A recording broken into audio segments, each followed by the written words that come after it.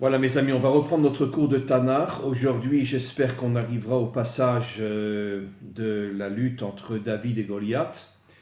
D'abord, je voudrais faire un petit rappel par rapport au dernier cours. J'avais expliqué que finalement, les deux sœurs qui avaient épousé les filles d'Elimelech, comme on le sait, il avait fui Israël parce qu'il y avait une famine et il avait peur de perdre tout son argent. Il ne s'est pas du tout bien comporté.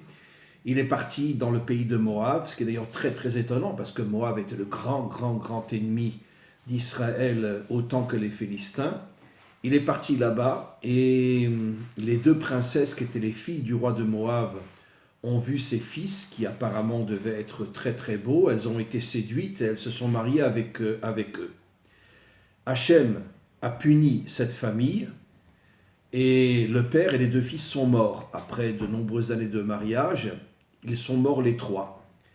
Il est resté juste l'épouse d'Elimelech et donc les deux filles de Moab, les deux princesses, les filles du roi de Moab qui s'appelait Eglon, se sont retrouvées donc veuves. Et à ce moment-là, il y a eu une séparation. L'une des sœurs part route, l'autre sœur, finalement, quand elle a perdu son mari, elle est, si j'ose dire, elle est revenue à son identité véritable. Et Moab était un peuple qui détestait Israël. Et donc elle est revenue à son identité, c'est-à-dire à cette haine à l'égard d'Israël. D'un autre côté, elle n'a pas voulu de revenir dans la maison de son père parce que on imagine que le père en voulait énormément à ses filles d'avoir épousé des Juifs. Et donc elle a décidé de partir dans un autre pays qui haïssait Israël autant que le peuple de Moab, les Philistins. Elle est partie là-bas. Et elle s'est mariée, comme on le sait, on le voit déjà dans la Torah à l'époque des explorateurs, il y avait des géants dans la région de Haza. Elle s'est mariée avec un géant et elle a mis au monde des géants, entre autres Goliath. Et David, lui, est le fils de sa sœur, enfin le descendant de sa sœur, le petit-fils de sa sœur, Ruth, qui s'est convertie, comme on le sait, et qui est devenue l'une des plus grandes femmes de toute l'histoire d'Israël, puisqu'elle est finalement la source, la matrice, non seulement de David, mais du Mashiach lui-même. Et donc, finalement, le combat entre David et Goliath, c'est le combat entre, finalement, deux cousins. Ils sont de la même famille. Et j'avais déjà, bien sûr, parlé de cette notion-là dans le dernier cours, et je ne veux pas me répéter, mais je fais juste une introduction au cours d'aujourd'hui. Mais encore une fois, on voit que finalement, très souvent, et toute la Torah nous le dit, que les pires ennemis sont souvent de la même famille. Comme on le voit Caïn et Abel, on le voit Yaakov et Esav, on le voit Yehuda et Yosef.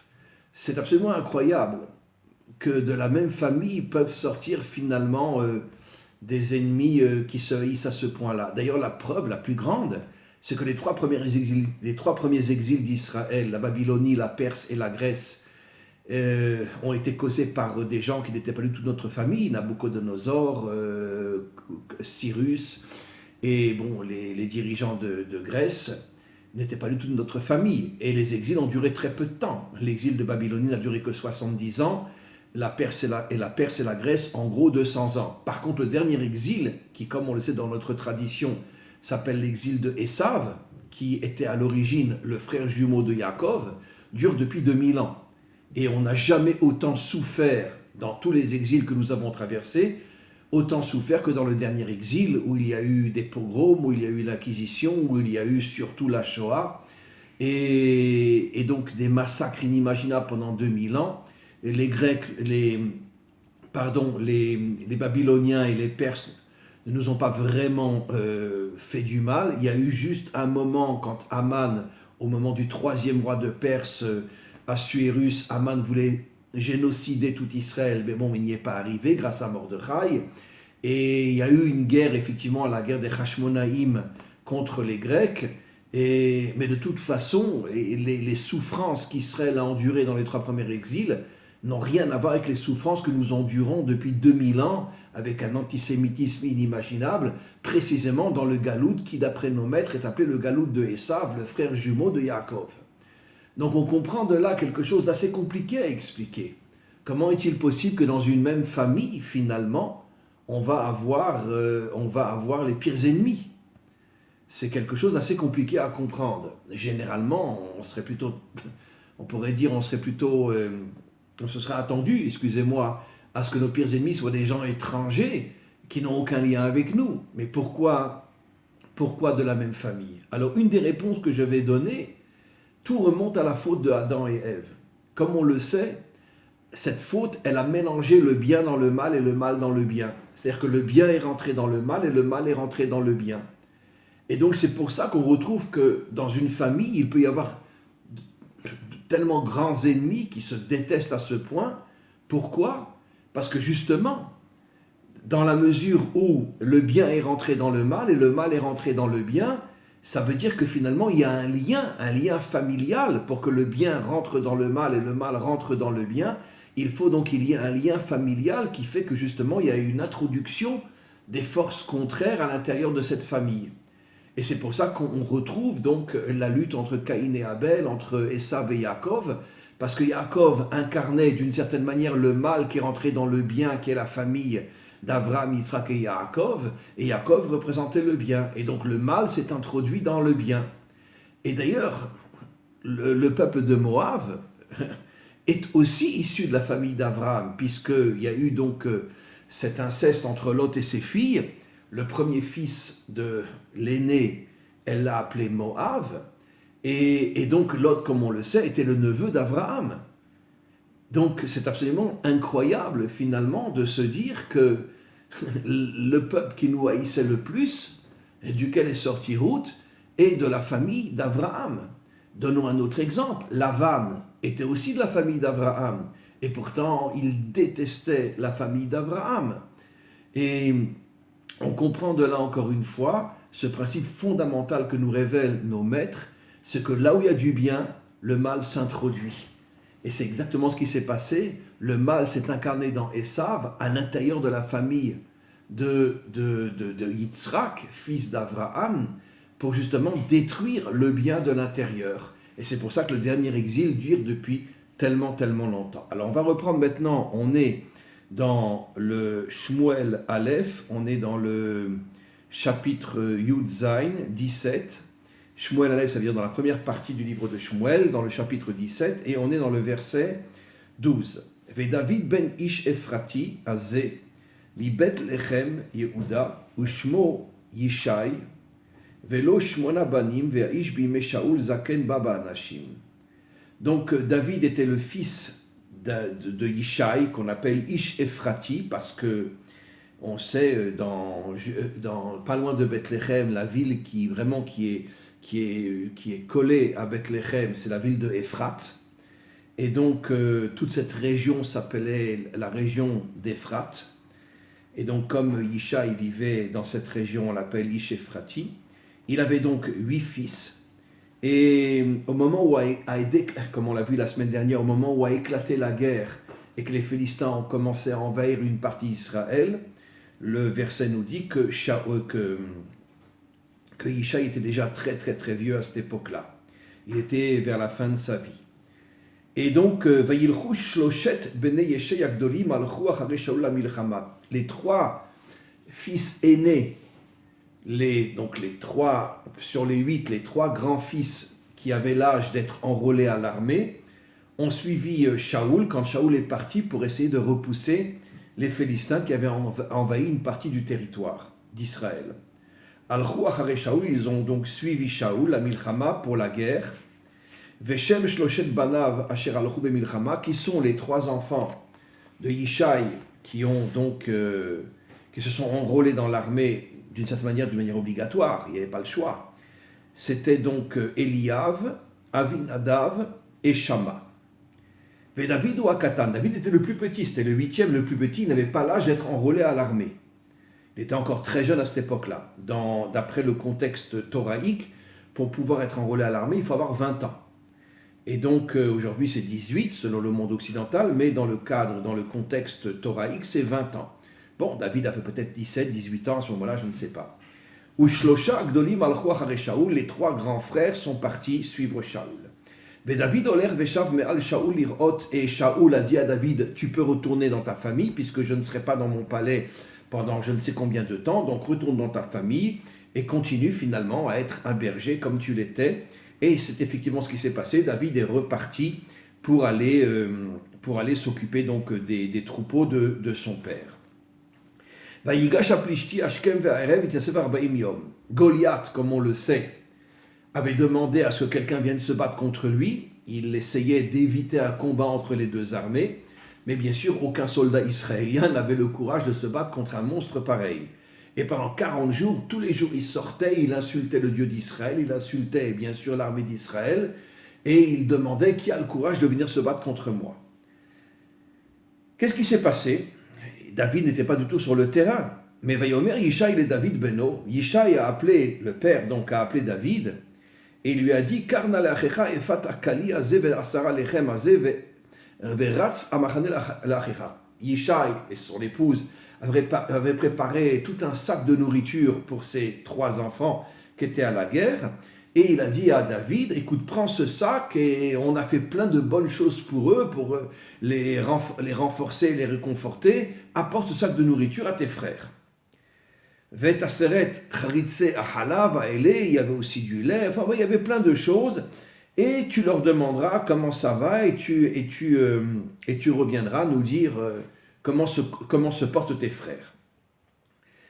David a accepté et donc il part avec tout un sac de nourriture. Veshaoul ve'ema vechol ish Israël be'emek ha'ala nilchamim im aplishtim. Et pendant ce temps-là, il y avait donc ce conflit terrible entre Shaoul, son armée et les Philistins par l'intermédiaire de Goliath, et personne n'osait sortir se battre contre Goliath. Vayashkem David Boker, David se leva tôt le matin, Vayitosh et Tatson, il abandonna son troupeau, il les confia à quelqu'un d'autre. Vayeler Kasher Tziva Yishai, il est parti comme lui avait demandé son père, et il est arrivé sur le terrain, sur le camp du combat, du conflit entre Israël et les Philistins. Vetaror Israël ou Plishtim, Maracha, Likrat, Maracha, et les deux armées étaient l'une en face de l'autre. Veitosh David et Akelim, Ma'alav, Aliad, Shomer Akelim, Veyarot, Samaracha, Veyavo, Veishal, Leha, Veshalom. David est parti courir pour rechercher ses frères, il les a trouvés, il leur a demandé comment ils vont. Veumedaber Imam, il était en train de parler avec ses frères. Veine, à ce moment-là, David ne savait pas. Ish Abenaïm, voilà que le géant, Goliath, Olé Goliath sort à Plishti, Goliath le Philistin. Il était de la ville de Gath, qui est une ville philistine. Vaïdaber Kedvarim Aele Vaishma David. Et il a recommencé à insulter le Dieu d'Israël, l'armée d'Israël. Et David entend ça. Et il a été choqué. Il dit, mais comment c'est possible? Vous laissez un Philistin, même si c'est un géant, vous le laissez insulter le Dieu d'Israël? Encore, il vous insulte vous n'avez pas le courage de vous battre contre lui, d'accord? Mais vous le laissez insulter le Dieu d'Israël. Et à chaque fois que Goliath partait, ceux qui étaient en première ligne s'enfuyaient. Et tout le monde avait très très peur.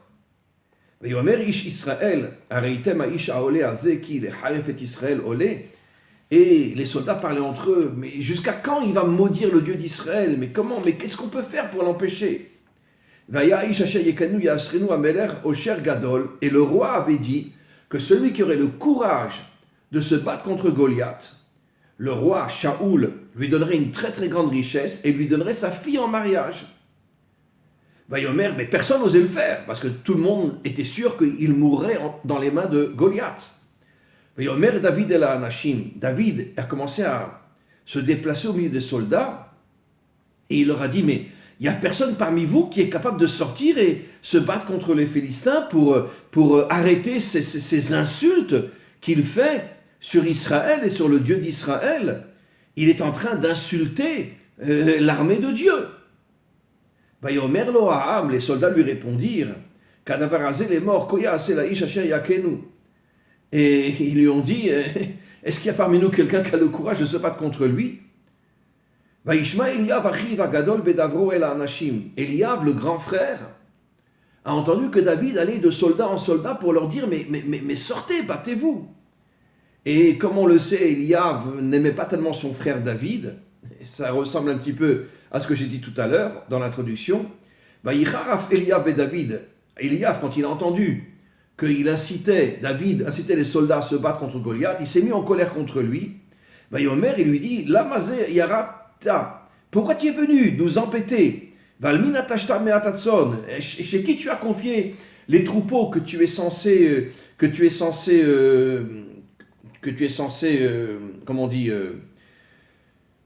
accompagner, c'est ton travail, etc. Mais qu'est-ce que tu viens faire ici pendant notre guerre? Tu n'as pas l'âge d'être enrôlé, tu n'as rien à faire ici. Allez, dégage.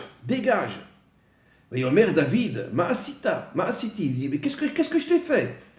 Alors, Davarou, il dit, mais je suis en train de dire des choses vraies. Je ne comprends pas comment l'armée d'Israël laisse ce monstre insulter le Dieu d'Israël. Et David a compris que son frère le détestait, il est parti.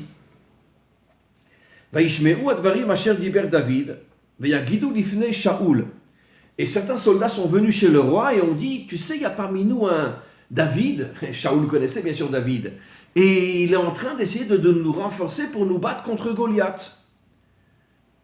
Et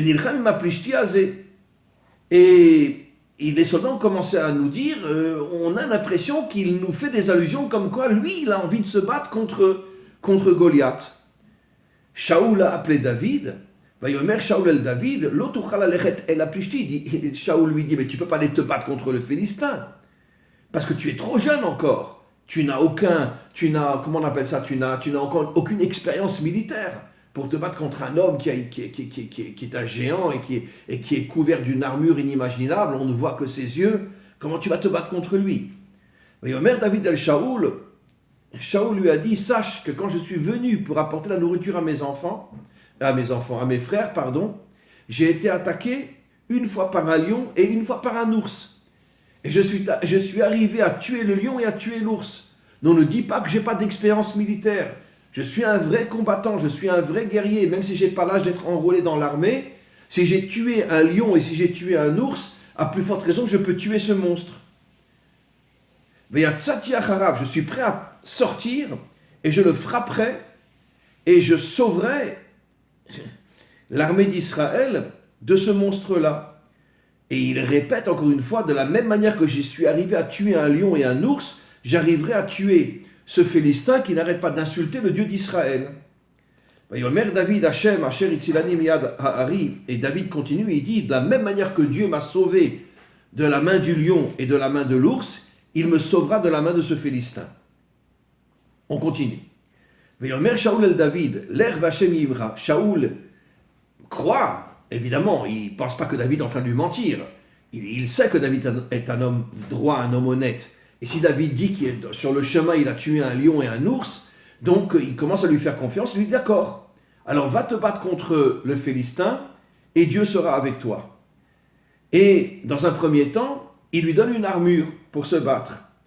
Mais David ne se sent pas bien dans cette armure. Bon, je traduis directement.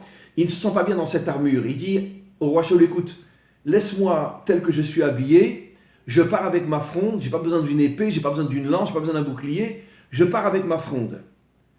Il prit un bâton dans sa main, il prit 5 pierres pointues, et il prit sa fronde avec lui, et il s'approcha du Philistin.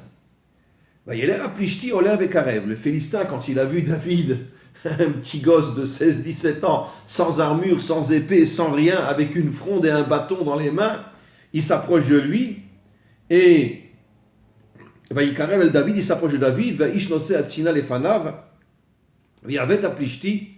et le Philistin, Goliath, le regarde, il voit David, il se met à rire et à l'insulter. Il dit, mais qu'est-ce que c'est ce truc ridicule qui veut se battre contre moi? Il dit, tu es un petit gosse, tu es tout rouquin, et tu veux te battre contre moi? David, et le Philistin se met en colère et lui dit, dis-moi, tu me prends pour un chien, que tu viens avec un bâton, tu me prends pour ton chien, mais qu'est-ce que ça veut dire ça? Tu viens avec moi avec un bâton, comme si tu veux me frapper. Est-ce que tu sais qui je suis? Aucun de tes soldats les plus forts n'a osé se battre contre moi, et toi, un petit berger, tu veux te battre contre moi? Il dit, si tu continues à t'approcher de moi, d'accord? Je te tue et ton corps je donnerai à manger aux oiseaux. Vayomer David el Aplishti, David dit aux Philistins, Ataba elai becherev ou bechanit ou bekidon, toi tu viens vers moi avec une armure, avec une lance, avec une épée, avec un bouclier. Vanochi bo alecha beshem Hashem, mais moi je viens avec toi, je viens contre toi avec le nom d'Hachem. Toi tu as, on pourrait dire, des armes matérielles, mais moi je viens contre toi avec une arme spirituelle. Je viens avec le nom d'Hachem.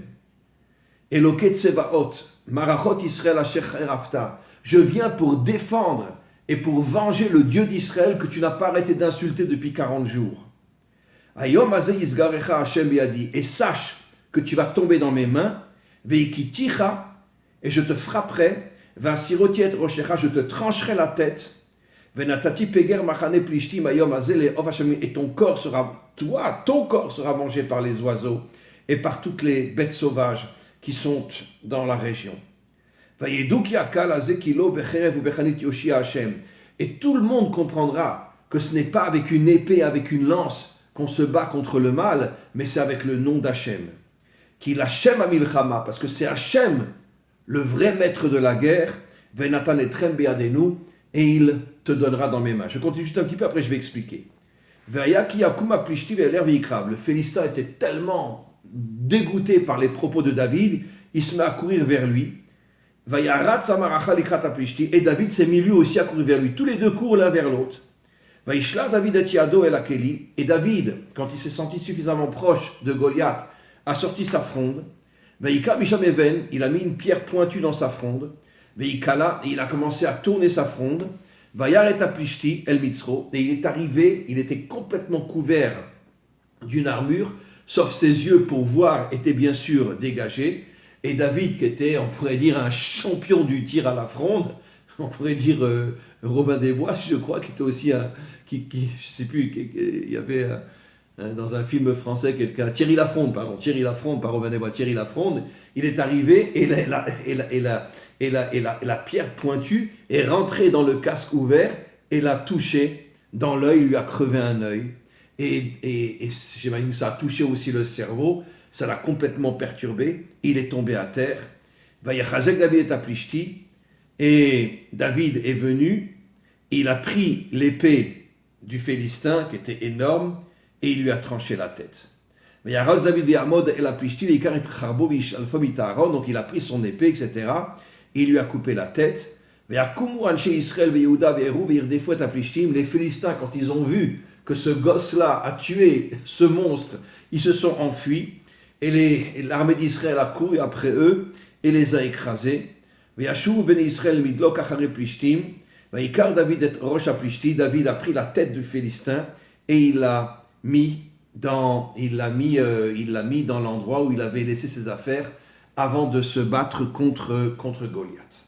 Voilà, le texte n'est pas encore vraiment fini, mais on le continuera bien sûr la semaine prochaine. Je voudrais juste revenir sur une notion extrêmement importante. Et on voit que finalement David, il faut comprendre que David est un guerrier. David, c'est pas uniquement, on le sait, toute l'histoire de David a passé toute sa vie sur un cheval avec une épée à la main, c'est un véritable guerrier. C'est pour ça que David est le modèle d'Israël, un modèle complètement perdu aujourd'hui, car comme on le sait, où tu as les laïcs d'un côté qui ne pensent qu'à leur nombril, où tu as, avec toutes les nuances bien sûr, où tu as les religieux d'un côté qui ne pensent qu'à Dieu.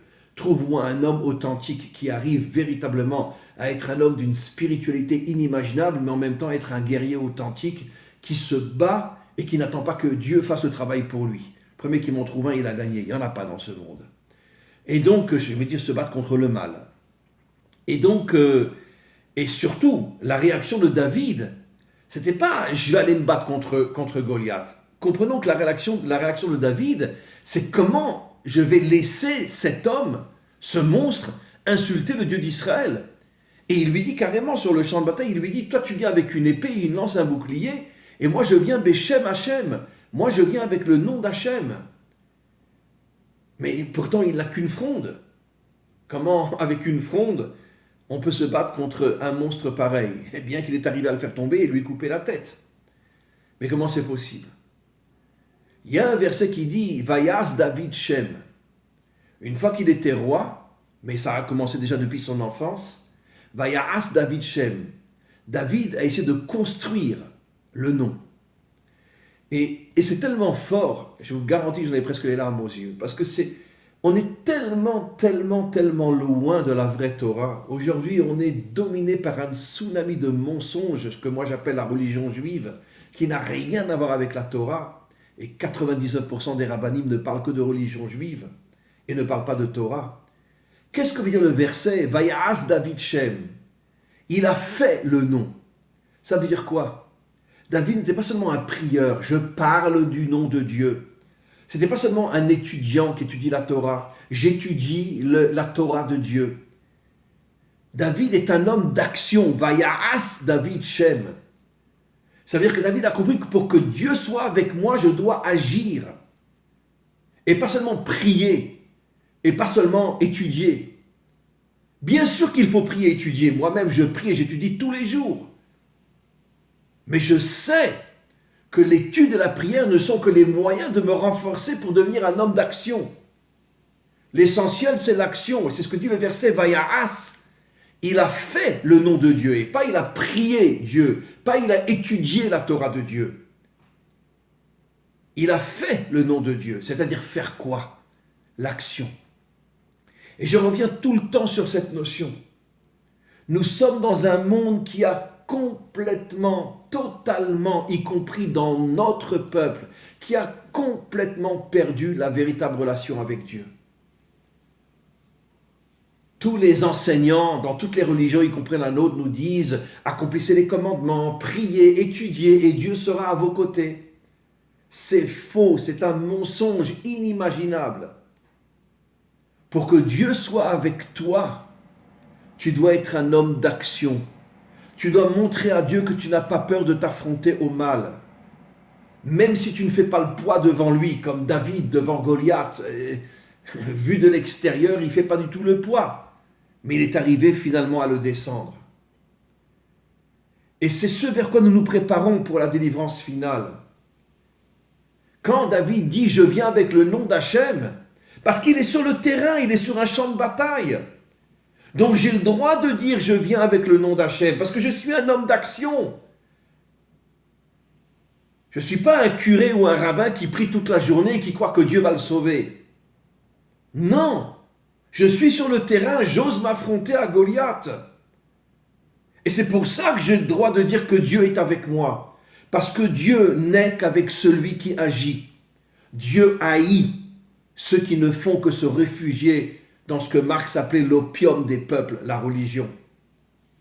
Sois un homme d'action, sois un guerrier, tout en étant un homme d'une spiritualité authentique, inimaginable. Et c'est exactement ce modèle, c'est pour ça que David est le modèle d'Israël, le modèle disparu d'Israël et de l'humanité tout entière. Il est sur le terrain de bataille et il dit « Je viens avec le nom de Dieu », ça veut dire qu'il arrive à unir la dimension spirituelle avec la dimension matérielle. Et ça, c'est le travail que nous devons faire dans notre génération. Nous approchons de la délivrance finale. Nous devons nous éloigner totalement de tous les discours, de tous les soi-disant représentants de la religion chrétienne, juive, musulmane, etc., qui nous font croire que si on sert Dieu, Dieu agira à notre place. Heureusement qu'on a la Torah, la vraie Torah et le vrai modèle qui est David, qui lui a compris que pour que Dieu soit avec moi, il faut que je sois sur le terrain. Et ça, c'est la révolution que nous devons faire. Nous devons comprendre une fois pour toutes que la seule chose vraie que Marx a dit, la religion est l'opium des peuples. Elle nous endort, elle nous tue, elle nous fragilise, elle nous rend lâches. On doit fuir la religion, toutes les religions, y compris la religion juive. Je n'ai pas dit ne pas accomplir les commandements, je n'ai pas dit ne pas prier, je n'ai pas dit ne pas étudier. Mais comprendre que ce ne sont que des moyens pour faire de nous des hommes authentiques que personne n'arrive à devenir. Un homme d'action qui agit sur le terrain.